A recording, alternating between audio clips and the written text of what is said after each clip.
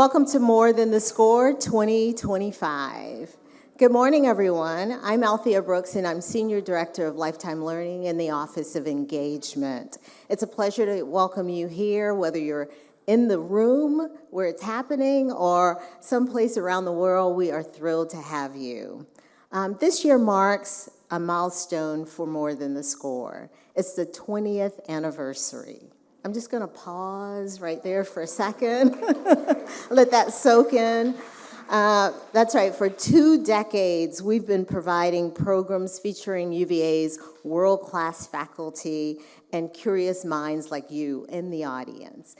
We are thrilled to once again offer this great program. This program has grown from its humble beginnings on the front lawn of the Alumni Hall to a worldwide popular lecture series. While Alumni Hall, many people are saying this morning, they miss Alumni Hall, while it undergoes renovation through early spring 2027, we're still excited to continue the tradition of learning before each UVA home football game. To turn my attention to our Lifetime Learning team, I just want to thank them because they work really hard behind the scenes to make this program happen each Saturday morning. So special thanks to my team, the Lifetime Learning team, and the Office of Engagement for making the More Than the Score program happen. And if you want to learn more about the More Than the Score lectures and also our in-person and online opportunities, visit our website at engagement.virginia.edu/learn, and please share it with friends. So today, we're thrilled to welcome Kelly Crace, the Executive Director of Contemplative Science Center, as our speaker. And I'll introduce him shortly, but go ahead and give him a More Than the Score welcome in advance.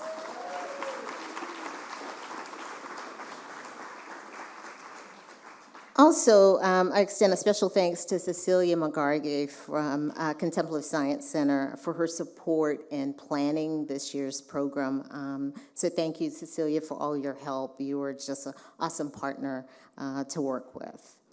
At the end of the program, we're going to invite up Katie Sewell. She's the Director of Development, and she'll be giving you details on the tour for those that are here in the room this morning. So she'll come up at the end. So before we begin, go ahead and silence the ringer on your phones. Go ahead and power down for an hour. Hold your questions to the end, and a microphone will be passed around to you. And speak right directly into that microphone and ask just one brief question and state your UVA affiliation. I appreciate that. Now, allow me to introduce our speaker for the morning. Kelly Crace joined UVA's Contemplative Science Center as Executive Director in January of 2025. He previously served as Associate Vice President for Health and Wellness and Director of the Center for Mindfulness and Authentic Excellence at William & Mary. Kelly has also led college mental health centers at both William & Mary and Duke University. A licensed psychologist, Kelly is co-author of Authentic Excellence, Flourishing and Resilience in a Relentless World. And he's also creator of the Life Values Inventory, a tool that helps individuals and organizations clarify their values and make effective decisions. Kelly has published and presented extensively on flourishing, resilience, life role development and transitions, and organizational development, and has conducted over 3,000 seminars for organizations. Please join me in welcoming and thanking Kelly Crace for speaking with us at More Than the Score. Kelly, thank you.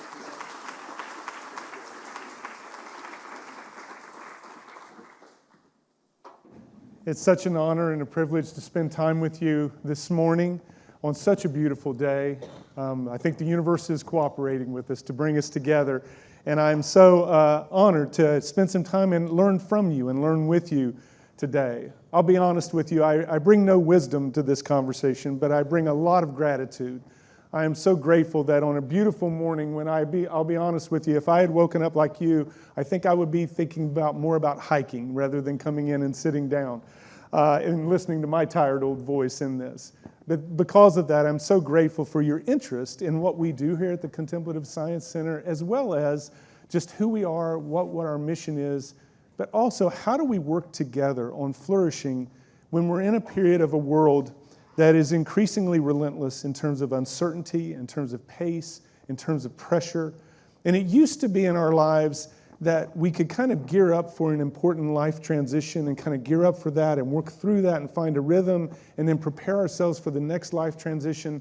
Where in reality, in today's time, almost all of us every single year are dealing with something important that is really affecting us and causing us to pause.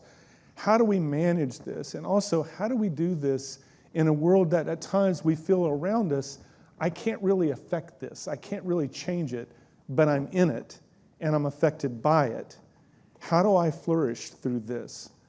This is one of those words that it's been my life's work for 35 years in trying to understand and predict what predicts flourishing through important life transitions and through difficulty and distress.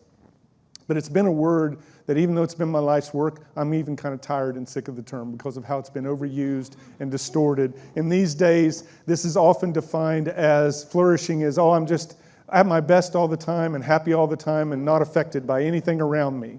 That is not flourishing.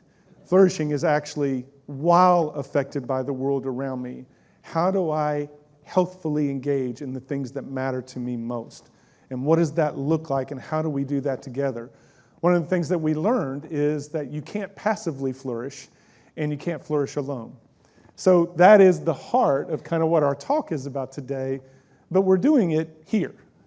And the Contemplative Sciences Center, the part of my gratitude is toward UVA for supporting this and really advocating for it. Because the heart of the Contemplative Sciences Center is about advancing human flourishing, deepening human flourishing through greater contemplation, through greater connection, through greater curiosity, and doing so through both research and practice. Our practice is going to inform our research, and our research is going to inform our practice. And we happen to be doing it in a beautiful building that integrates nature and art and technology in a wonderful way, because we know art and nature invite contemplation, naturally invite us to be contemplative.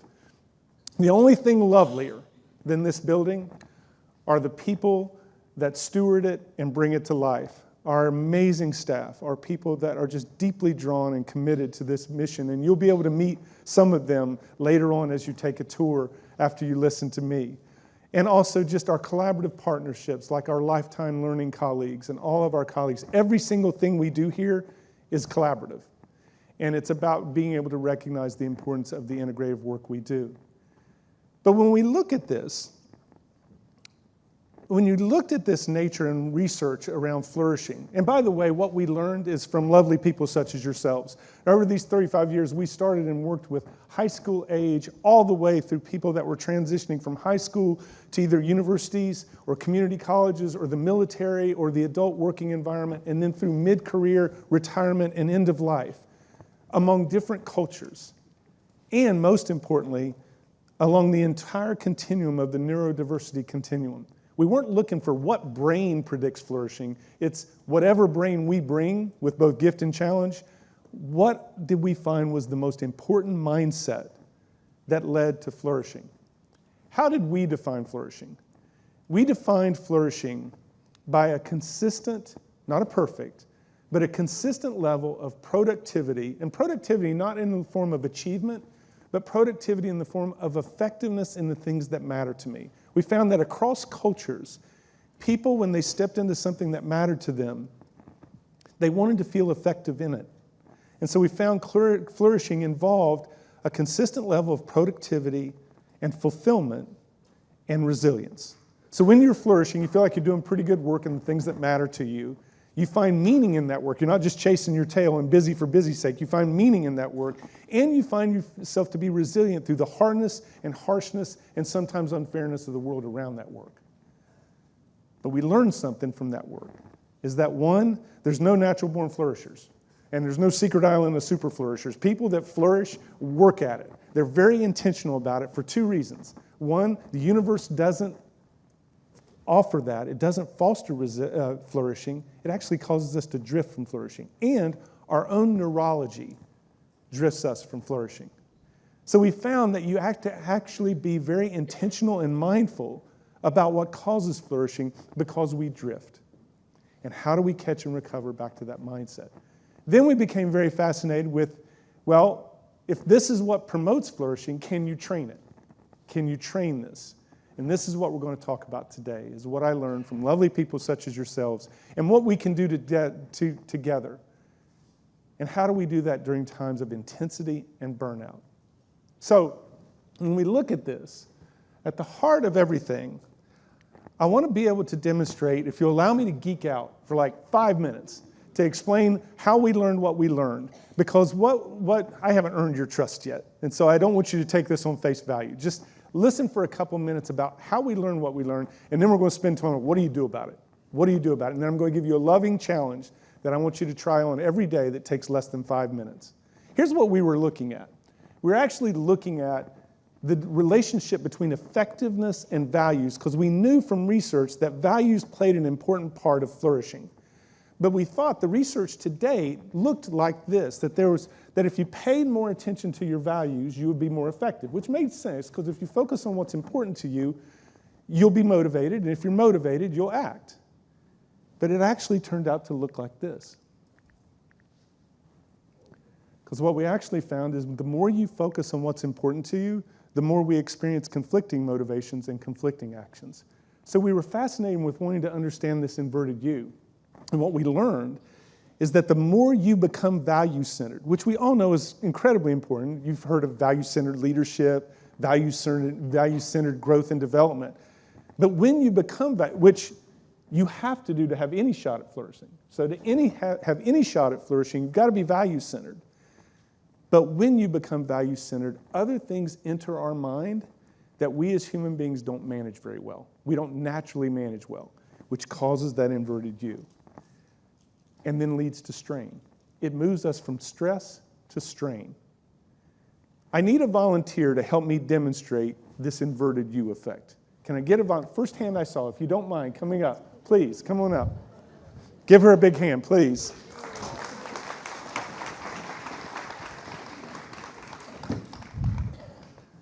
Thank you so much for volunteering. And you had to disregard your tea and coffee as well, so thank you for that sacrifice. I'm Kelly. I'm Wendy. Wendy, nice to meet you. Come on up with me, Wendy. So Wendy, since you volunteered, you got to be all in, okay? We're going to do 3 demonstrations here, okay? And I want you to help me by balling these up in a tight little ball. We're going to do 3 of them. And get them as tight as you want to be, all right? So, first demonstration is I want you to put, when I tell you to, I want you to put one of those balls straight directly over the trash can. And when I tell you to, I want you to try to drop it in. If you make it, I'll give you $5. And if you miss it, you don't owe me anything. Does that sound fair? Okay, anytime you're ready. Oh, give her a big hand. All right, so now I want you to stay right there. And actually, I want you to come a little bit more toward the stairs. No, right there's that. That's good. That's good. Okay. You want it like this or like this? Which way do you want it? Like this? Okay. So here's the offer. If you make it from there, I'll give you $40. And if you miss it, you don't owe me anything. No, that's yours. You already won that. That's yours to keep. If you make it from there, I'll give you $40. If you miss it, you don't owe me anything. Does that sound okay? You got to throw it from there, though. Anytime you're ready. Okay, good. That actually was scarily close. That was kind of too close. But based on what distance you've seen so far from Wendy, what distance do you think she has about a 50-50 chance of making it or missing it? Front row. Front row? Right here? Y'all are so generous with my money. So, about right here? Okay, so here's the offer. If you make it from there, I'll give you $20. But if you miss it, you owe me $20. And I don't take Venmo. So here's what I want you to think about. You always have the agency to negotiate with me, so you can bargain with me if you want to. So first, do you accept that offer, or do you want to negotiate? I'll negotiate. Okay, what's your offer? Can we move it a little closer? Like here? Is that what we're talking about, or right there? Okay, you still want to negotiate though? I mean, I do have $20 I can give you. It's up to you. And I'll still only be $15. Okay, all right. So you want to go for it? Yes. Okay, great, wonderful. Okay, wait, freeze. Your name? Jean? Jean? I know you don't know, but what do you think Jean's thinking about you right now? I don't have a thought about it. I know, but what do you think? Just guess. I think she thinks I'm going to make it. Okay, great. And what do you think Lena's might be thinking about you right now? Yeah, Linda's like, go for it. Okay, great. So was that exactly what you were thinking, Lena? Yep. Jean, was that exactly what you were thinking? Okay, great. Anytime you're ready. So I have a lot of support. You do have a lot of support. That's wonderful. Take your time. And I didn't have any support. You did not. I'm just noticing. That's right. I'm not very. Oh, good try. You keep the $5 you earned. You don't owe me anything. Give Wendy a big hand, please. Thank you so much, Wendy. Thanks, Kelly. Thanks so much. So I want to ask you, and I also meant to mention at the first, thank you for those that are tuning in virtually. So appreciate your interest in this topic. So thank you for tuning in. We did a research study where we did that same exact situation, but we added a 0 to each of the awards. So $50, $400, $200, but the same conditions. Do you think most people feel stress in the first condition? No, they don't. Why not? 2 reasons. Had nothing to lose, so there was no risk, and what else?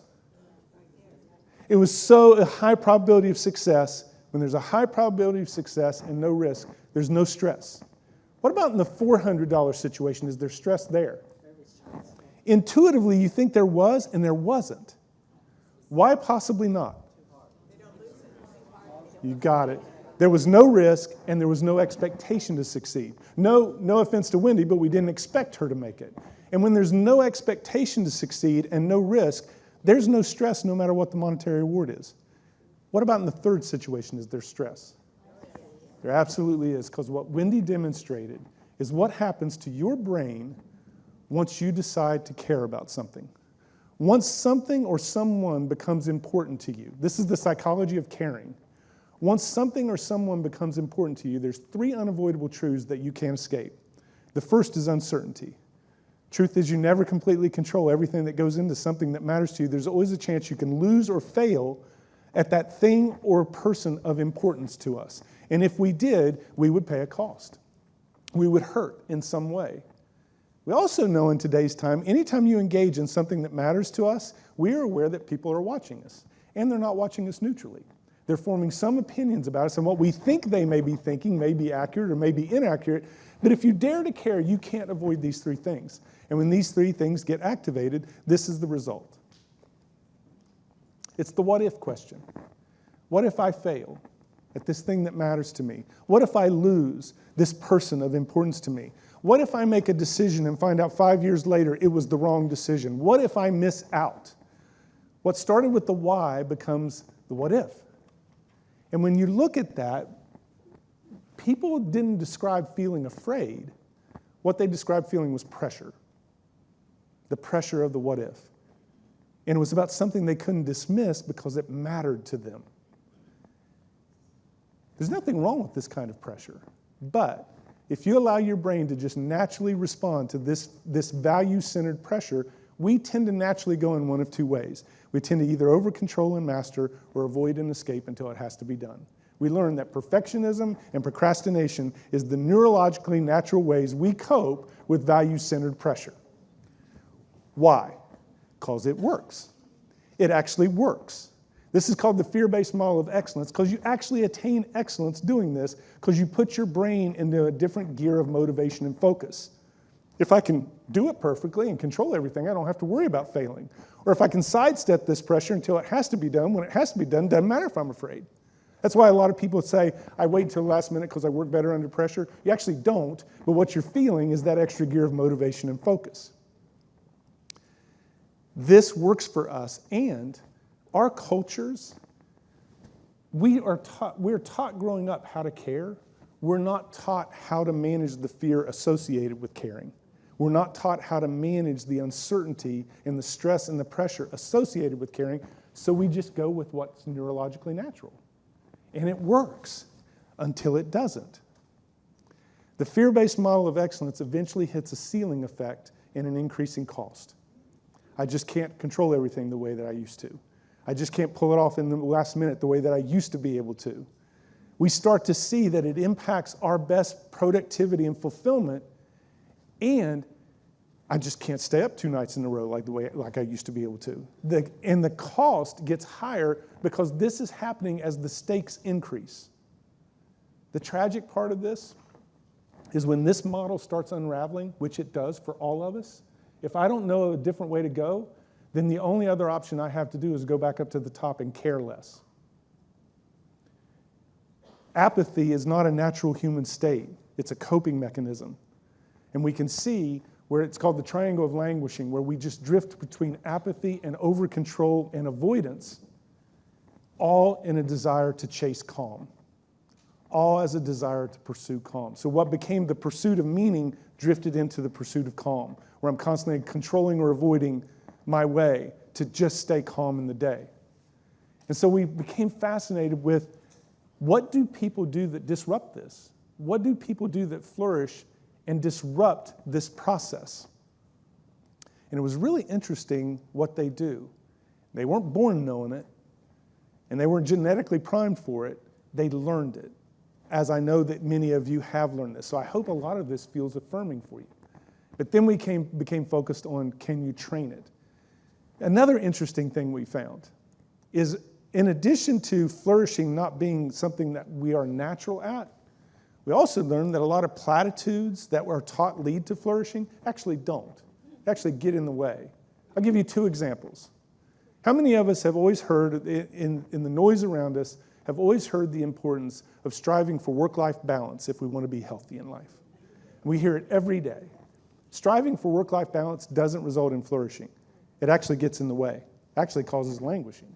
Because if I'm striving for balance all the time, this work-life balance, I usually end up in the day feeling upset with myself for failing to balance, or being upset with the world for not allowing my balance to balance. And it creates this friction and schism between work and life, as if work was not an important part of our life.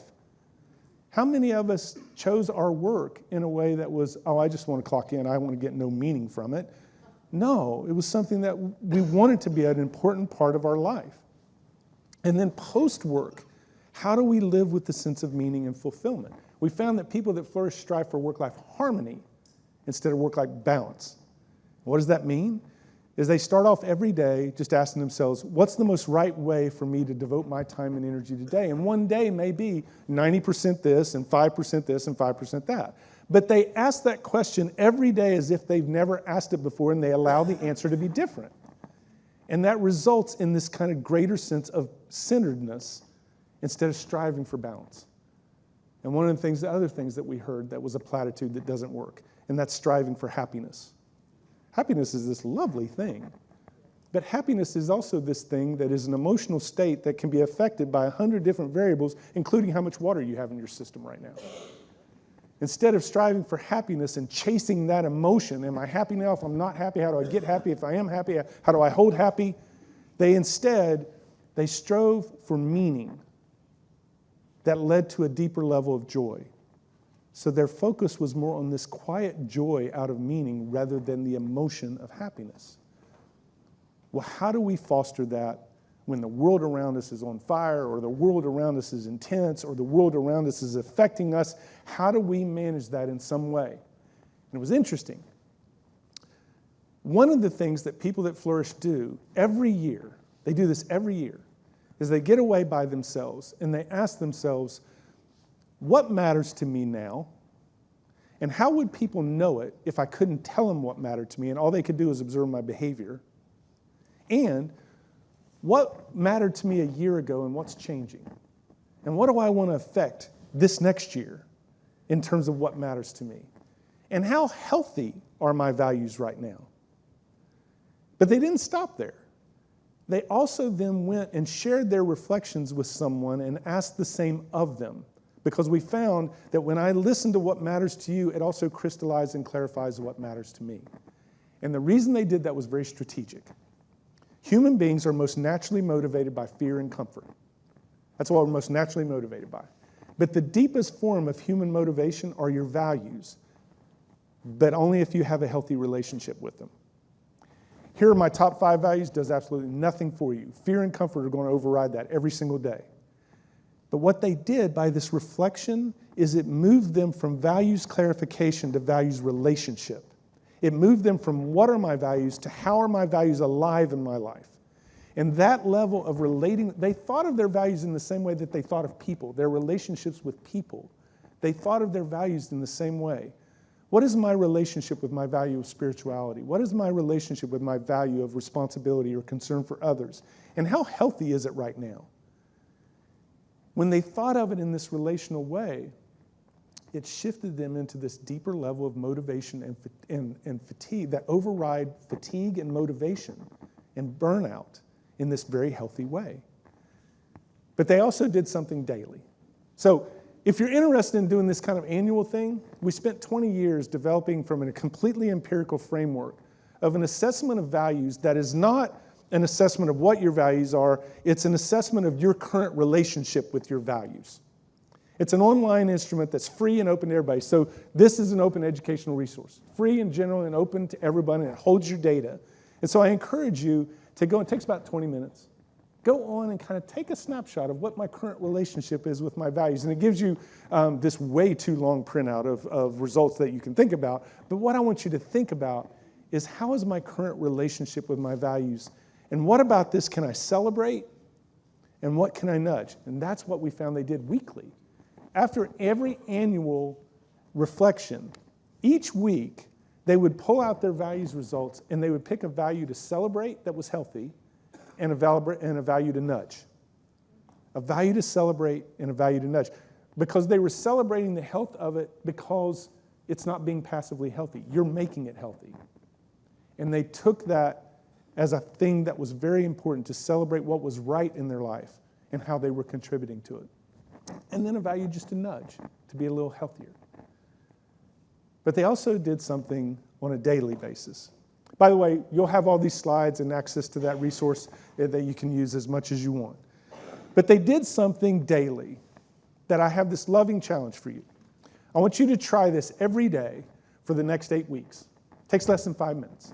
I want you to try this every day for the next 8 weeks, and then I want you to give me a call. I'm going to give you my cell phone. I want you to give me a call and tell me what you notice. Tell me what you observe. Again, it takes less than five minutes a day. If you're so interested, try this on. We found during that research, during those 35 years, we picked 4 years to focus specifically on organizations that were in burnout conditions. Constant turnover, constant burnout. What did people do that flourished in burnout conditions? They were in conditions of intensity that they could not change. They could not change it. And yet they moved from intensity to vitality amidst intensity, actually amidst absurdity. They stepped into absurdity every single day and flourished. What did they do? They focused on 3 major things every day. Just 3. We were waiting for this kind of very profound, brilliant kind of insight, and they got very elemental and focused only on 3 things every day. And then they focused on 3 little minor things.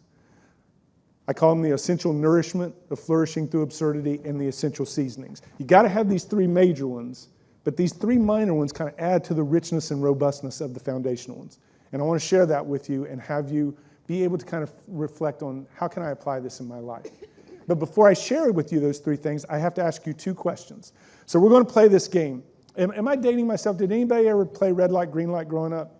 Okay. Or you may know it from Squid Games. However you know red light, green light. You'll be able to get, we're going to play speed sharing, red light, green light. I'm going to ask you a question.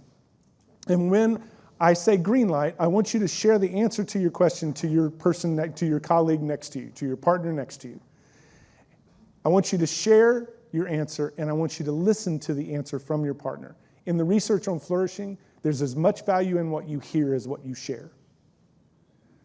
When I say yellow light, I'm going to ask you to start to close the conversation down. And when I say red light, we're going to stop and move to the next question, okay? 2 questions. These are very unfair questions, by the way, but you can imagine anything. And this is going to be a measure of y'all's resilience. I'm going to ask you a question you could spend an hour talking about. I'm giving you 2 minutes.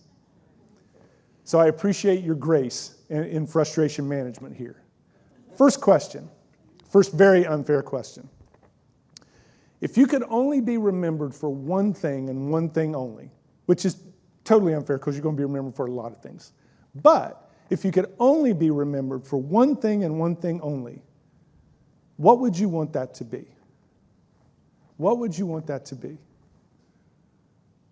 Like when I remember Herman, is it Herman? When I remember Herman, the only thing I remember about Herman is this. What would he hope I would say? By the way, this is not a tombstone question. This could be someone that enters your life for a week, and if all they could remember is one thing about you, what would you want that to be? If I could only be remembered for one thing and one thing only, what would you want that to be? Green light. Share with the partner next to you.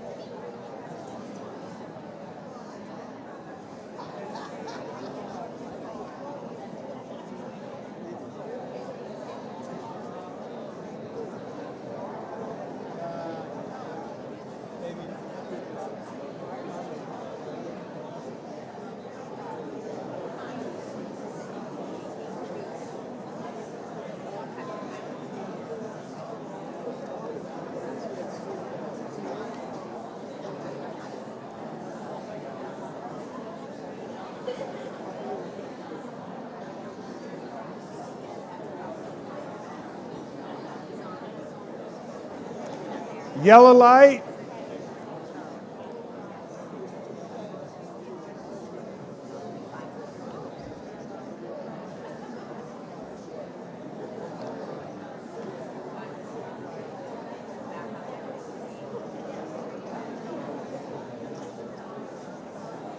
And red light. Next question. I'm learning a lot about how y'all drive, by the way. Some of you said yellow light, you sped up instead of slowed down. Note to self in the parking lot as y'all get ready to leave this morning. Second question. If you could actually be remembered for 2 things, what would be the second thing you would add to the first? If you could actually be remembered for 2 things, what would be the second thing you'd add to the first? And why? Focus as much on the why as the what. Green light, same partner.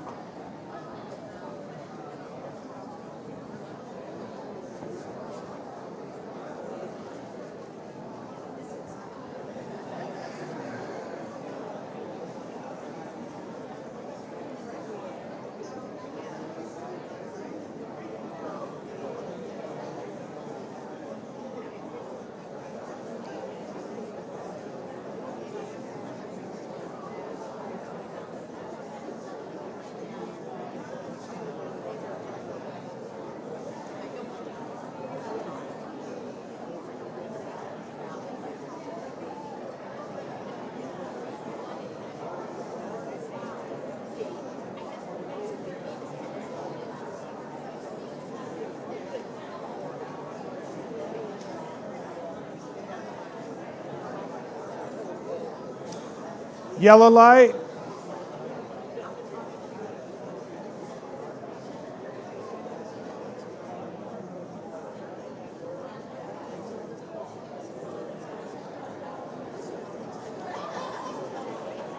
And red light.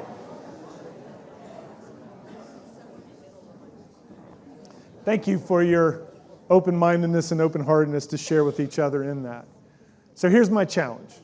I want you to try these 3 things every day for the next 8 weeks. First thing, start every day with this question. What opportunities are there for me to practice today the 2 things that I said I want to be remembered for? And be realistic with your time and energy. One day you may honestly say, I can just think about these 2 things for 30 seconds because I've got a lot of other important things to do. But there may be other days where you can say, I actually could step into these 2 things all day. I could immerse myself into these 2 things all day. But start every day with this question. What's the power of this question? Why did this question have impact for people that were in intense conditions? As I mentioned before, human beings are naturally motivated by fear and comfort, which means we naturally kind of drift into our day by starting the day of what has to be done today, and then how do I seek comfort afterwards, which is fine, but it doesn't promote flourishing. This question starts your day purpose-centered, because the 2 things that you most want to be remembered for are related to a strong sense of purpose for you. But here's the cool thing that happens. If I start by being mindful of the 2 things I want to be remembered for, it also opens our mind to other values that are important to us. So it starts your day purpose-centered and value-centered instead of fear and comfort-centered. Fear and comfort are still there, but values are leading. Values are moving forward instead of in the background. Secondly, when you engage in those 2 things during the day, do so with complete experiential acceptance. In other words, I accept whatever happens. I might want a good outcome, but I'm going to define the success and the meaning and the worth of my day by the healthy engagement in these 2 things, rather than what comes from it. Outcomes matter. Outcomes matter. Experiences matter. For us to flourish, engagement has to matter more. People that flourish feel outcomes. They feel outcomes. If you ask a person that flourishes after a day where they've been hit with a lot of disappointing outcomes, and you ask them, how was your day? They'll say it was a crappy day. This happened, this happened, this happened. But if you ask them, how are you? They say, I'm okay because I succeeded. I engaged in what mattered to me. The world just kind of beat me up for it today. The key is where they went next. Where they immediately went next was self-care. Whereas what we usually do when the fear-based model of excellence causes us to need reassurance by looking at the outcomes of the day to make sure everything's going to be okay. And so we gave great importance to those outcomes, and when we have bad outcomes, we become very evaluative. What does this say about me? What does this say about my future? What does this say about the world around me? And did you know that that's the leading cause of insomnia today, is a chronically evaluative mindset, where we're constantly saying, how am I doing now? How about now? How about now compared to you, compared to me? And we're doing that at night when we're trying to rest the body. The mind turns on, starts replaying that day, and it never replays that day neutrally. Instead, if I can define myself by the cornerstone of adult self-esteem, which is integrity. Integrity is the cornerstone of adult self-esteem, which basically means how well does my behavior line up with my values? Never perfectly aligns. But when they're closely aligned, we feel the best about ourselves, and we are incredibly resilient through absurd stress. When those separate, we suffer. And we constantly look for maladaptive coping mechanisms to shush that suffering. So how do I courageously step into defining my worth? So what flourishers do is they define their worth by the healthy engagement of their values, and the outcomes are just the mood of the day. And we process that very differently in intense conditions. The last step. At the end of the day, take a moment to appreciate and value where you courageously stepped into those 2 things. With no buts allowed. No buts allowed. You can't say, well, I did it, but I could have done it so much better. Well, I did it for an hour, but I could have done it for 2. No. No buts allowed. Take a moment and appreciate and value where you courageously stepped into those 2 things, even if it's for 30 seconds. What's the important power and impact of this step? It actually transforms purpose into meaning. A lot of people think purpose and meaning are the same thing. They're slightly different. Purpose is motivational. Meaning is reflective. So the only way we have to have a meaningful life is if we take a moment and pause and contemplate in an appreciative way where I stepped into purpose in this day. That's actually what transforms purpose into meaning. And this is the most neglected step. The reason I keep bringing up the aspect of courageously stepping into these things is because these three things are hard. They're simple, but they're hard. And that's the definition of courage, is stepping into something that's right for us that's hard. Stepping into hard rightness is what courage is.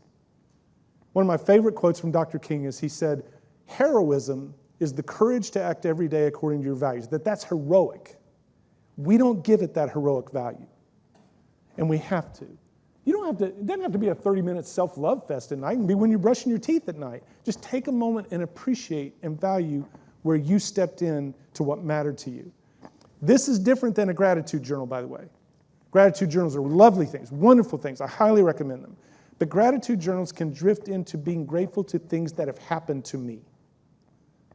I want you to also take time and appreciate where you engaged in what mattered to you in an appreciative way.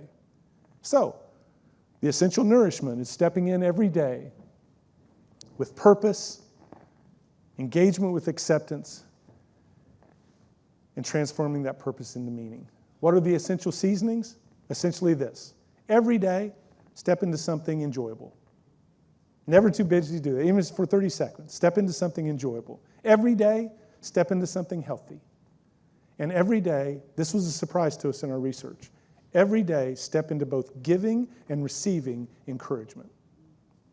We found that people that flourish not only gave encouragement, but they set up their support network and opened their hearts and minds to receiving encouragement as well, which is vulnerable and so important. And so being able to recognize this is what the Contemplative Science Center is about, is deepening every one of these 6 things. Moving to a deeper level for everyone with whatever their personal or cultural lens is, finding a way to deepen their sense of purpose, defining their worth by the engagement in that purpose, and pausing and reflecting on that of meaning, and then helping them find deeper ways of finding joy, of finding health, and of finding encouragement. This is what we're about. Our mission is to be a loving disruption to the relentlessness and noise in the world around us. So, I look forward to hearing from you in 8 weeks. I want you to give me a call. And I'm serious about this because I want to learn from you. Why 8 weeks? Why 8 weeks? We know from neurology and neuroplasticity that it takes about 15 weeks of mindful intention on something that we want to be intentional about for neurological change to occur. It takes about 15 weeks. I want to hear from you halfway through. And I want to understand what is this meaning for you? What are you noticing? Teach me. I want to learn from you. This is actually my partner's cell phone. Call her anytime. Anytime. She's most awake at 2 in the... No, I'm teasing. That's my cell phone. It's my phone number. I really look forward to hearing from all of you and learning from all of you. And again, thank you for the opportunity for us to think together, to support each other in this. And I also hope you'll spend a little time afterwards to explore our building with our lovely colleagues that can help you kind of understand the purpose of this. Every square inch of this building has a purpose to it as it relates to contemplative studies and to a deeper sense of health and wellness and flourishing. I want to turn it over to Dana now, that if you have any comments or questions, what do you think about this? How's this landing for you? Questions and comments, please. And please share your first name with me if you don't mind, if you're willing. So my name is Lauren Barsoom. Lauren? Lauren Barsoom. Lauren. Thank you, Lauren. Sorry, I'm so happy that this talk is being given right now. I feel like this talk has encompassed everything that I've been trying to do since I got into this university and growing up as a woman who comes from privilege. We're with you. I recognize that. I grew up in an Egyptian family. My dad grew up from an aristocratic family. And growing up, I was taught mannerism, etiquette, values. And I was taught to look at the human heart more than anything. And I realized that the human heart wants to expand, it wants to grow, it wants to seek evolvement and upliftment from others and themselves. So I carried this gem in my heart, always, and I said, when I grow up, I want to give a voice to women, especially Egyptian women, Middle Eastern women, MENA women, any woman who's oppressed. So my question is, after I give this whole spiel, I have like a vision and a plan.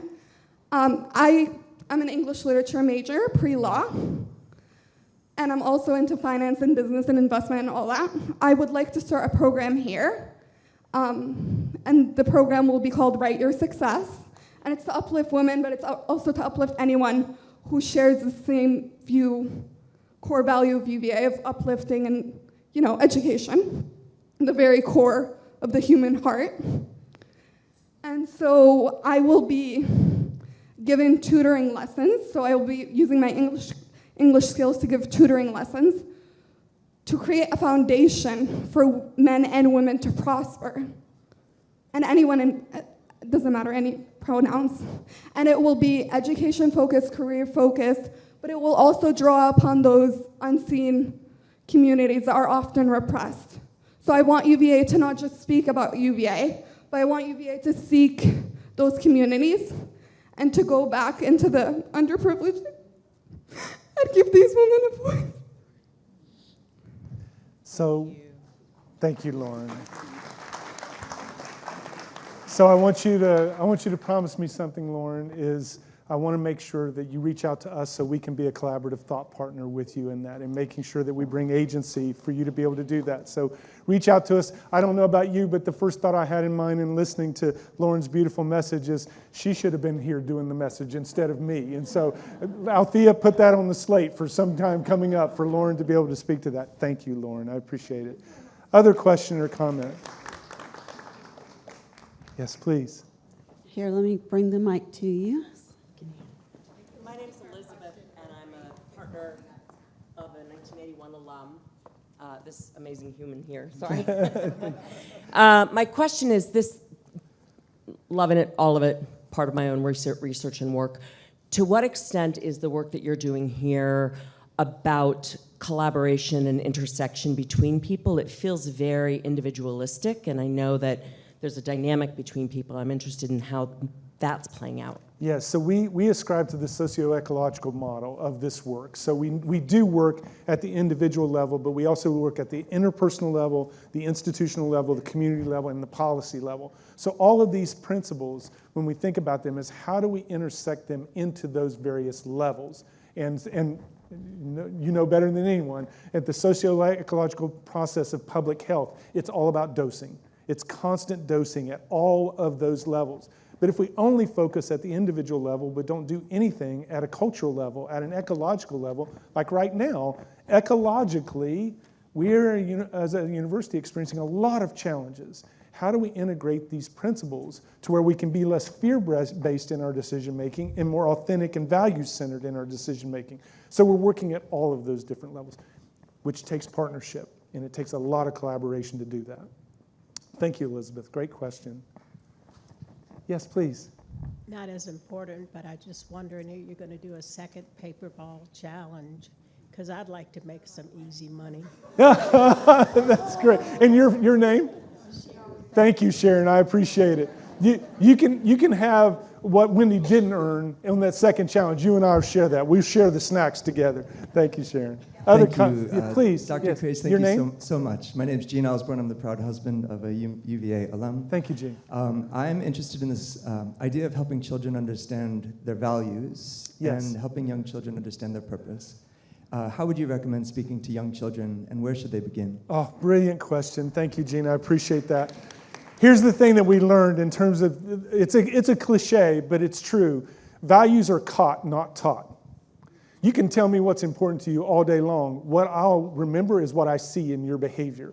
And so what we've found is there's two levels when we think of parenting and mentoring of people that we're working with that we have influence over. Is one, especially with children, is instead of telling them what they should value, label what you see them do in the language of values, in the lexicon of values. So when you see them do something, you then say, you know, I can tell that you really care about what other people are feeling. That's a value of concern for others. When you see them moving, I can tell you really like to challenge yourself. You really like to learn. That's a form of achievement in terms of learning. I can tell you really like being dependable. You know, so you start to put words to what you see them do, and that's one of the easiest, quickest ways for them to start to integrate their values. And what we've talked about, one of the things that you've learned is there's this dynamic relationship between values and fear. You can't have one without the other. I can't care about anything without being reminded of the uncertainty of it, and I can't be scared of anything I don't care about. So if to care also means to fear, we also have to help young adults and children develop a healthy relationship with fear. Otherwise, they just go to what their brain tells them, and that's control and avoidance. Instead, it's about helping them understand the value of this emotion. So what we found is people that flourish are not less afraid. They just hold fear well. And they hold fear well by seeing fear as an emotion of importance instead of an emotion of threat. They see it as an emotion that confirms that I'm feeling a little scared right now because I'm engaged in something that matters to me, which confirms this matters to me and I'm engaged in it, and how great is that? So it moves them from this negative emotion to this positive emotion. We work with Olympic athletes and move them from an intolerance of fear to acceptance of fear to embracing fear, where it's a part of their training. It takes about a month. It takes about a month to get them there. The second thing to remember in parenting, human beings are vulnerable to naturally sharing more the stress of their important values than the joy of them. Now, with people that are emotionally intimate with them, our family, our partners, close friends, that's part of the contract of intimacy, is to share our stress and to share with each other and be with each other. But if that's all I do, so think of my profession. As a psychologist, I sit most days with people during times of suffering. And if I'm emotionally available to them, but then come home and I'm emotionally exhausted and not available to my children, to where all they're seeing is the cost of that value, the cost of concern for others, how much will my children adopt that value? Will they walk away from it, or will they be drawn to it? And what we found is just people that flourish are just explicit about reminding people why they're stepping into absurdity. Yes, I'm stepping into absurdity, but this is why. Because I value this. This matters to me. And we find children will be drawn to that in being able to look at that. Does that help, Jean? Great question. Thank you. Got one back here. We've got time for two more. Please.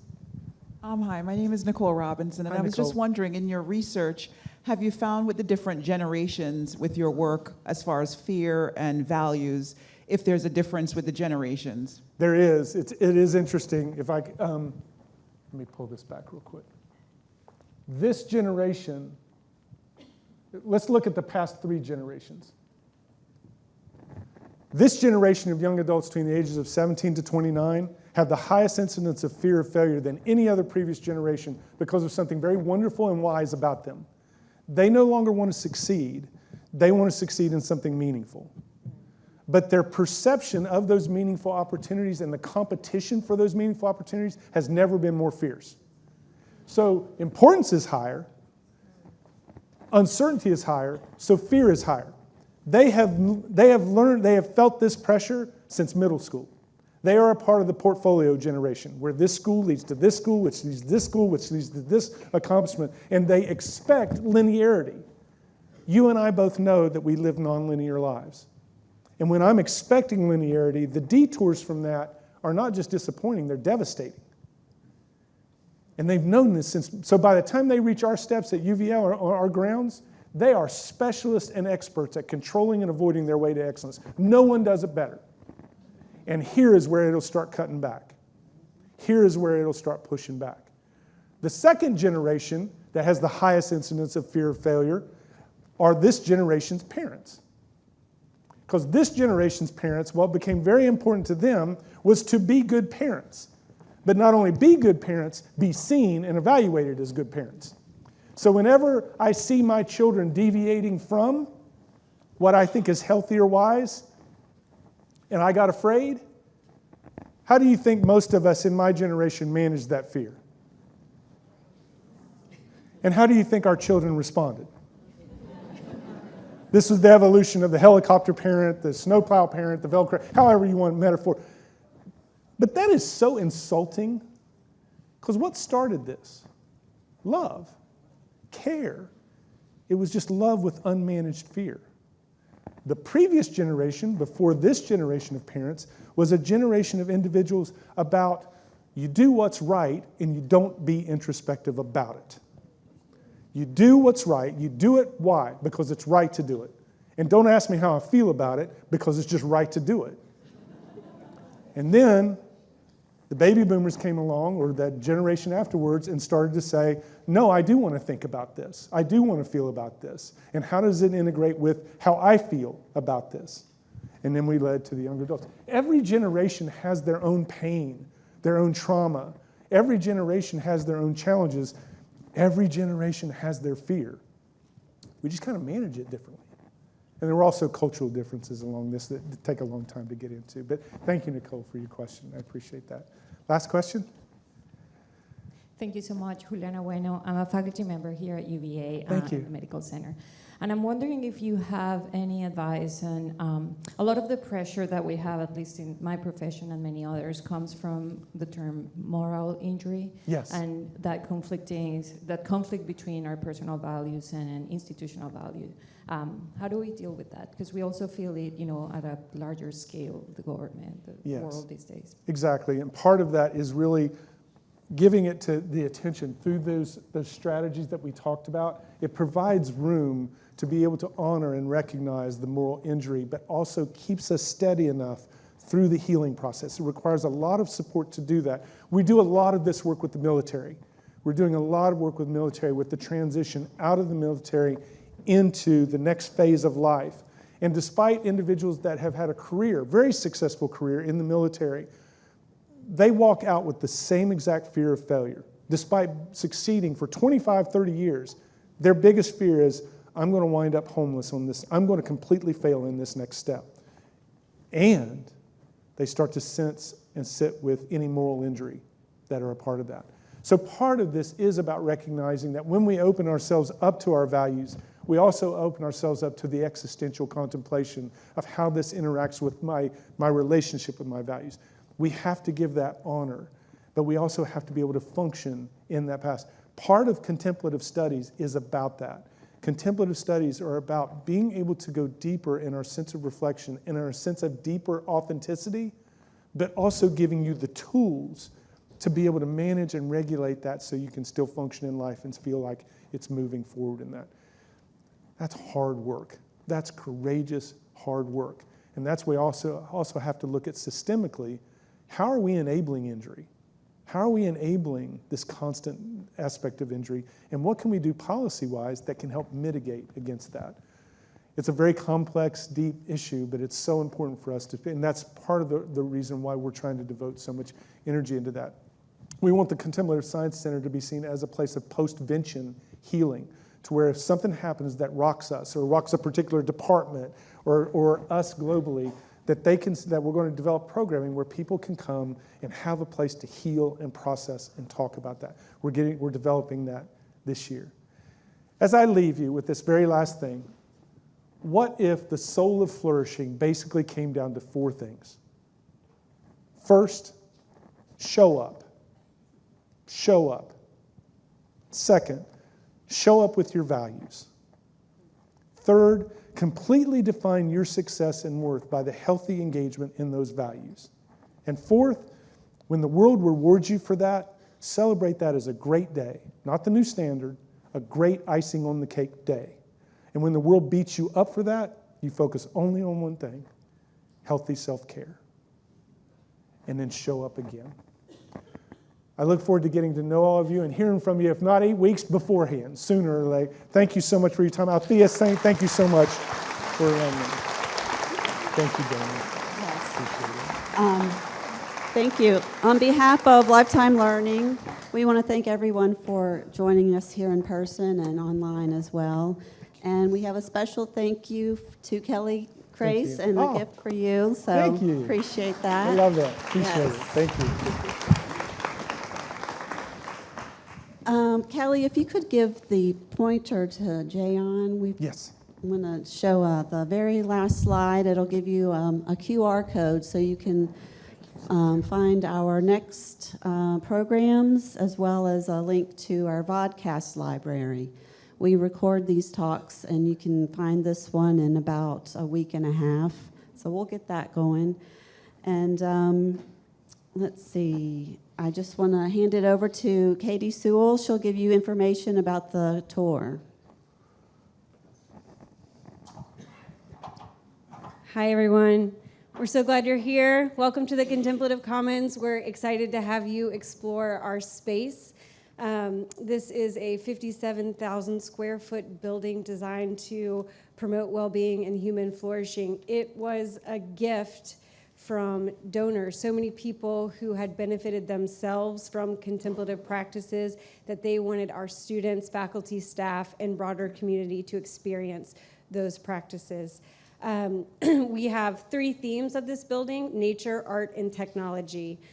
Nature, this place is designed to make you feel outside when you're inside. It's like a very big treehouse, I think. Also, I think people are familiar about how you feel when you're outside in nature. It boosts your well-being. Art, we were very fortunate to work with 2 very talented consultants, who helped us select art in this space. When you are experiencing art, you are in a state of awe. And when you're awestruck, your heart opens up and you're more compassionate. And that's what we hope to promote here in the Contemplative Commons through the CSC. And then finally, technology, which I think is always perplexing for people. They're like, what, technology?